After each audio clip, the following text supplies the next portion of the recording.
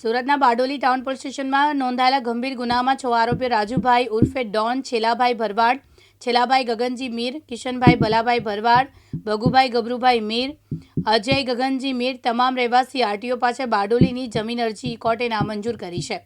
આરોપીઓ ભારતીય ન્યાય સંહિતા વિવિધ કલમો જીપી એક્ટ હેઠળ હુમલોનો આરોપ છે।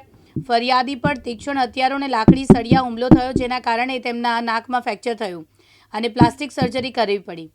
હાલ ફરિયાદી સારવાર હેઠળ છે। આરોપીના વકીલે ફરિયાદી પર ટ્રક અને ₹20,000ની માંગણીનો આરોપ લગાવ્યો છે, પરંતુ બારડોલીના પ્રિન્સિપલ સિનિયર જજની કોર્ટે ગુનાની ગંભીરતા, મેડિકલ રિપોર્ટ અને તપાસના નાજુક તબક્કાને ધ્યાનમાં રહીને એડવોકેટ યોગેશ પી શાહની ધારદાર રજૂઆતને ધ્યાનમાં રાખીને બારડોલીના પ્રિન્સિપલ સિનિયર સિવિલ જજ મોહિત કુમાર શાહે જામીન નામંજૂર કરવાનો હુકમ કર્યો છે। હાલમાં તારીખ 3/5/2025ના રોજ જગદીશભાઈ રાહાભાઈ ભરવાડ દ્વારા બારડોલી પોલીસ સ્ટેશનમાં મારામારી બાબતે ફરિયાદ આપવામાં આવેલ। તેમાં 6 જેટલા આરોપીઓની અટક કરવામાં આવેલ છે। આ કામના ફરિયાદી જગદીશભાઈ રાહાભાઈ ભરવાડને અન્ય આરોપીઓ દ્વારા માર મારવામાં આવતા તેમને ફ્રેક્ચર થયેલ છે, નાકનું ફ્રેક્ચર આવેલ છે।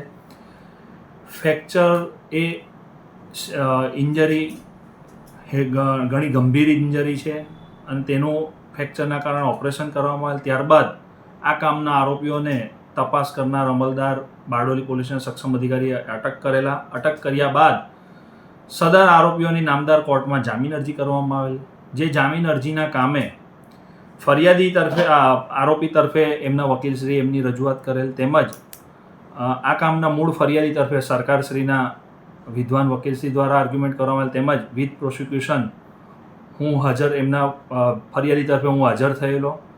ફરિયાદના કામે જે ગુનો બનેલો છે એ ગુનો ખૂબ ગંભીર કહેવાય। કોઈ માણસને ભેગા મળી કાવતરું રચીને મારવું એ ખૂબ ગંભીર છે। તે બાબતેની વિવિધ દલીલો કરવામાં આવેલ, તેમજ પુરાવાનો નાશ કરવાની સંભાવના છે।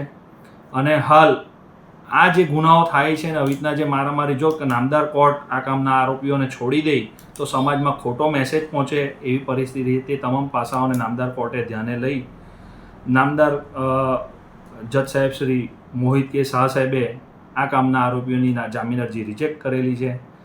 અને હાલ તપાસ એકદમ ક્રુશિયલ સ્ટેજ પર હોય તે સંજોગોમાં આ કામના આરોપીઓને જામીન આપી શકાય નહીં। તે મુજબ આગળની ઘટતી કાર્યવાહી હાલ ચાલી રહેલ છે। રમેશ ખંભાતી, દિવ્યાંગ ન્યૂઝ, બારડોલી, સુરત।